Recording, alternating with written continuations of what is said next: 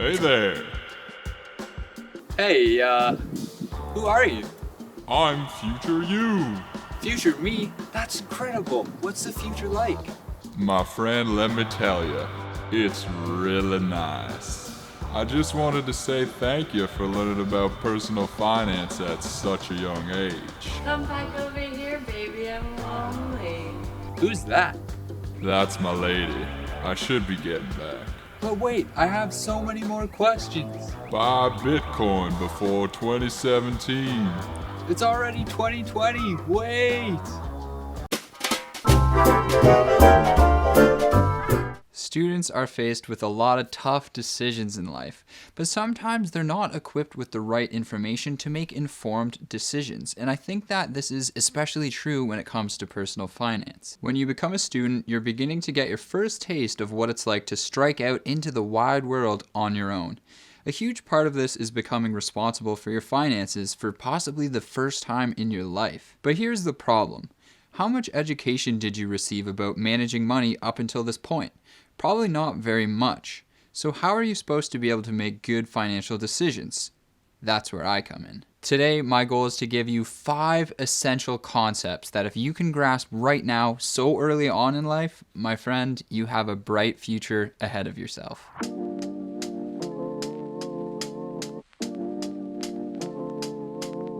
I'm sure you've all heard the phrase before, investing in yourself, but what does that actually mean? Does that mean investing time, money, energy, resources? And why is it so important? Well, generally when we think of investing, we might think of doing something like investing money in the stock market. The stock market has been known to reward investors really well for investing their money inside of it. And it's a really easy relationship to understand.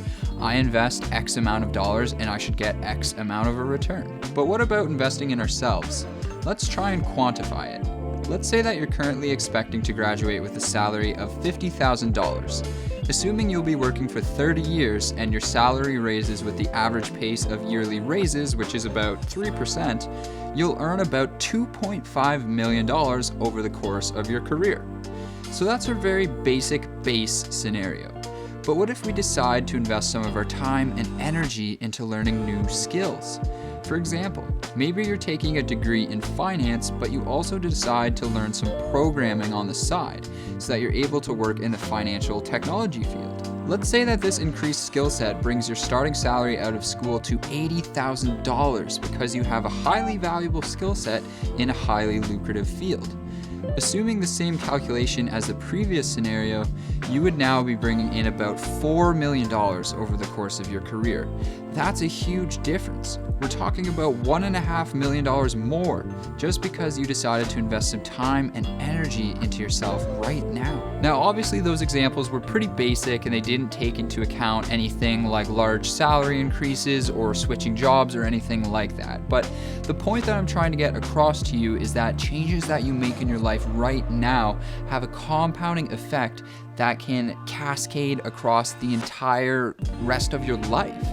And there's probably not going to be another opportunity like there is right now for you to be able to make a change like this that's going to result in such a big payout later on in your life. So start thinking about what are some of the skills that you can start developing that's going to allow you to have a really marketable skill set when you graduate. Oftentimes, in order to achieve this, you might have to take electives that will get you there, or maybe do some independent learning on your own. Try and think what might pair well with your current subject of study and go from there. Personally, I studied finance and accounting in university for my degree, but I also spent a lot of time learning about photography and filmmaking techniques. It seems like an unusual companionship between the two, but it's allowed me to create this project, Cash College, and it's already started to provide that return on investment for me, and I have every reason to believe that it's just going to keep getting better and better. You can't get returns like that in the stock market. The mythical credit score. But what is it exactly and how is it calculated? Well, I can tell you firsthand how having a good credit score when I graduated university helped me. I was looking for an apartment to move into in downtown Toronto, and let me tell you, the rental market here is absolutely cutthroat. Excuse me, sorry to bother you, but are you looking for 61 Bodwin Avenue by any chance?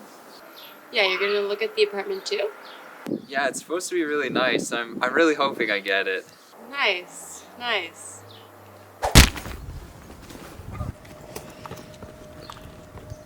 Okay, so maybe that's a bit of an exaggeration, but not by much. One of the main things that allowed me to beat out a lot of the competition to get my apartment was having a high credit score. Having a good credit score signals to people like landlords that you're maybe a more trustworthy person. Credit scores are also important for when the time comes that you're looking to get a mortgage or different kind of loan like a line of credit or even car loan. Having a higher score allows the bank to rank you as a more trustworthy borrower and therefore give you access to lower interest rates, which can save you a lot of money. Your credit score is a number that generally ranges between 300 to 850. Generally, it's broken down something like this, with 300 to 580 being considered poor, 581 to 680 being fair, 681 to 740 being good, and 741 to 850 being excellent. These ranges do vary a little bit depending on who you ask, but that's basically the gist of it. And here's how your credit score is actually calculated. 10% of your score comes from credit inquiries, another 10% from your credit mix, 15% for credit history, 30% for credit utilization, and 35% for payment history. Let me break all these down for you. Credit inquiries means how many and how often hard inquiries were made on your credit score. A hard inquiry is sometimes done when you apply for a new source of credit, like a loan or credit card. So basically, the idea is that someone who is applying for many loans on a regular basis will have a larger amount of credit inquiries and therefore a lower credit score because the more loans they have, the less likely they're going to be able to pay them back. Credit mix means the different types of credit you have. Generally, for the purpose of your score, the more types of credit you have, the better, because you're diversifying your credit across different things. For example, someone with a credit card, a mortgage, and a line of credit would be considered to have a better credit mix than someone with just a credit card. Credit history means how long you've had credit for. Generally, the longer you've had credit for, the better this component of your score would be because banks and other lenders have a longer timeline to see how responsible you've been. This part is particularly important for students because the earlier you can start having a credit history, the better this component of your score will be later on in life. Now let's get to the two biggest components. The first one is credit utilization. This means the amount of credit that you are actively using versus the amount of credit you have available. The easiest way to understand this is by thinking of your credit card. If you have a $5,000 limit on your credit card, but you only spend $500 on your credit card on a monthly basis, your credit utilization would be 10%. It's just the percentage of available credit that you actually use. And for the purposes of your score, the lower your credit utilization is, the better. Lastly, we have payment history. This one is the biggest and also the most obvious. The more consistent you are at paying your credit back in full and on time, the higher this component of your score will be. It's the biggest part of your score, so it's very important. Missing payments can tank your credit score faster than anything else. So take some time to review these aspects and make sure you understand them. Personally, when I was starting school, I didn't really know what a credit score was and I wasn't really sure how it was calculated, so hopefully you can take this information and use it to your advantage so that later on, when it's really necessary to have a good credit score, you can have one. If there's one thing you can learn about dealing with banks, it's that they're not your friend, but they're also not your enemy. Really, the way you want to enter into a relationship with a bank is treating it like a business relationship. The bank is going to be protecting their own interests, so you want to do the same. Banks aren't necessarily out to get you or anything like that. They're just a corporation who's looking to earn a return for their shareholders. They're just like any other business who's going to provide you a service in exchange for fees and for the ability to hold your money. So it's important to begin dealing with banks with this in mind. Now, you might be in a position where you're getting your first credit card, or maybe you're getting set up with a new bank account or something like that. And there's two main things that I would really consider. Make sure that you're using no-fee credit cards and bank accounts. Also, make sure the accounts have unlimited transactions. Most banks should be offering some form of student accounts and student credit cards, and generally these come with no fees.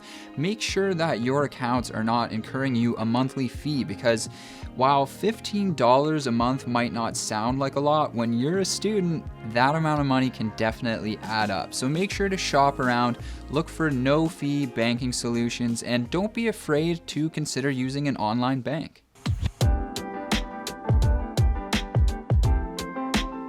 Saving money as a student is tough. I mean, there's definitely no doubt about that. But if you do find yourself in a position where you actually are able to save money, then that is great. But you might be wondering, what now? Well, first of all, I want you to ignore all talk of penny stocks, options, Bitcoin, Tesla, whatever. I mean, I'm not your dad. You can do whatever you want, but take it from someone who's already done all that jazz. The best thing that you can do right now is put it into a high interest savings account and just let it chill. Why a high interest savings account? Well, while it definitely won't sound as cool as Chad's sick return on his random stock he knows nothing about, it's just the right thing to do. Think of it this way. If you choose to invest your money in something extremely risky, coupled with your lack of experience, you'll have an extremely large chance of losing money and a sliver of hope of making money. But if you put it in a high interest savings account instead, you'll have a 100% chance of keeping all your money and even making some, and 0% chance of losing it. And because your future is so uncertain right now, it's so important to preserve your capital if you're able to save any. For all you daredevils out there who choose to defy my advice, I mean, I can't blame you. When I was your age, I didn't necessarily listen to advice all the time either, but please, if you're going to do something stupid, just do it with a small amount of money. That's all I ask. Last but not least, let's talk about getting some free money, because this is probably the last opportunity in your life that you're gonna come across that allows you to actually get some free money. I mean, I just can't believe the amount of students who don't even bother applying for grants, scholarships, or bursaries. I think oftentimes we kind of put up like a mental barrier in our mind that makes us think we have to be top students or top athletes or something like that to be able to qualify for different grants or scholarships and things like that. But the truth is, a lot of the time you don't. There's grants out there that you just have to apply for, and a lot of the time the competition is actually really low because a lot of students just don't take the time to do it. So please, I mean, just take a day, maybe even a weekend, and dedicate it to researching all the applicable grants, scholarships, bursaries that you might even somewhat likely be eligible for. Otherwise, you are leaving free money on the table. And so with that, I just wanted to say that I know that there's a lot of pressure on you being a student right now. I know that there's a lot on your plate. So I don't want you leaving this video with the impression that you have to have everything figured out about personal finance or that your money habits have to be perfect right now, because they don't. But if you start thinking about the lessons that I've shared with you today and you continue to learn and build upon this knowledge as you get closer and closer to entering the real world, I think future you is going to be looking back and giving you some serious props.